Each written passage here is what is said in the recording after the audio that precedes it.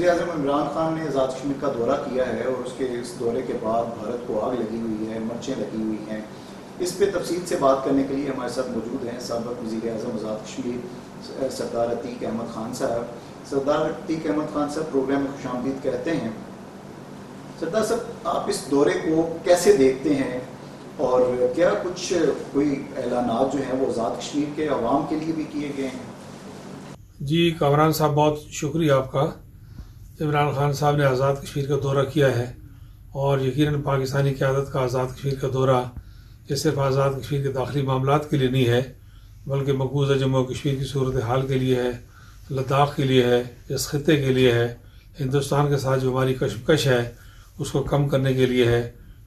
Line of control پر، ceasefire line پر جو صورتحال ہے اس کو بہتر کرنے کے لیے ہے. انہوں نے وزیر اعظم پاکستان نے بلا استثنا یہاں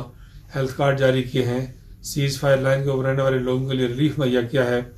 اور بہت سارے اقدامات ایسے کیے ہیں جو کیے تو آزاد کشمیر میں ہیں لیکن ان کا تعلق براہ راست بالواسطہ اور بلا واسطہ مقبوضہ کشمیر کی صورتحال سے ہے. مقبوضہ کشمیر کی صورتحال کو آج 11 ماہ سے زائد ہو چلے ہیں، تاریخ کا بدترین لاک ڈاؤن ہے، اور یہ صورتحال جس طرح ہم ہمیشہ سے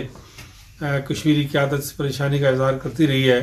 کہ یہ دو طرفہ معاملہ نہیں ہے، بین الاقوامی معاملہ ہے، لیکن ہندوستان نے اسے دو طرفہ معاملہ بنا کے رکھا. آج جب لداخ کے اندر ٹینشن پیدا ہوئی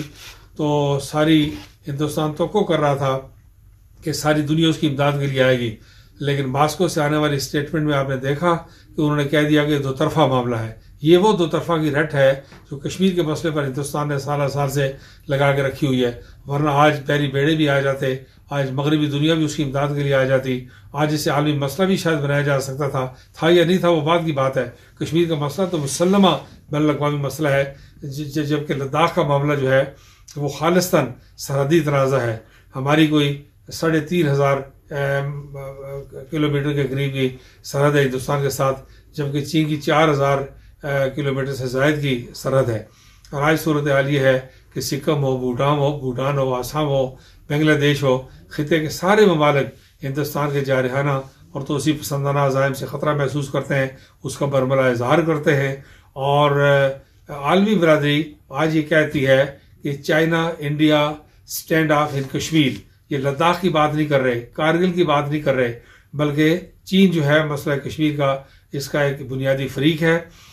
ویسے بھی اقوام متحدہ کی قراردادوں کے تحت عالمی برادری کے جو رکن ہیں وہ مسئلہ کشمیر کے ڈائریکٹ انڈائریکٹ فریق ہیں، لیکن چین جو ہے وہ سائنو پاک ٹی ٹی کے ذریعے،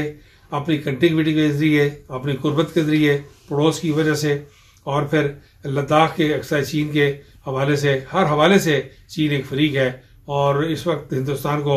جتنا دباؤ چین سے ہے 1962 کے مقابلے میں بھی زیادہ بڑا دباؤ ہے. اس وقت چین کے پاس آرمی کی تعداد کم تھی، فائر پاور چین کی کم تھی. آج چین جو ہے وہ دنیا کی ایک طاقتور ترین قوم کی حیثیت سے معاشی اور عسکری قوت کے طور پر موجود ہے، اور ہندوستان کو سنگین مشکلات کا سامنا ہے. اور یہ جنگ جو ہے، جس طرح ہم کہہ دیتے ہیں کہ مسئلہ کشمیر چاروں طرف سے ایٹمی ہتھیاروں میں گھرا ہوا ہے، یہ ایک ایٹمی بارود کا ڈھیر ہے، آتش فشاں ہے، جس کی وجہ سے کسی وقت بھی سارے خطے کا امن خطرے میں پڑ سکتا ہے. تو یہ صورتحال ہندوستان کی پیدا کرتا ہے. آج بھی عالمی برادری کو چاہیے کہ وہ مقبوضہ کشمیر کے لاک ڈاؤن میں نرمی پیدا کروائیں،